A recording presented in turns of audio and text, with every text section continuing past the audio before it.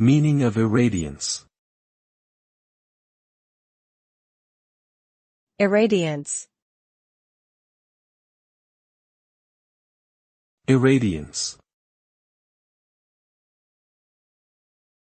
Irradiance. Irradiance. Irradiance refers to the amount of radiant flux, radiant energy per unit time, received by a surface per unit area. It is a measure of the amount of light or electromagnetic radiation that falls onto a surface, and is typically measured in units of watts per square meter, W/m superscript 2.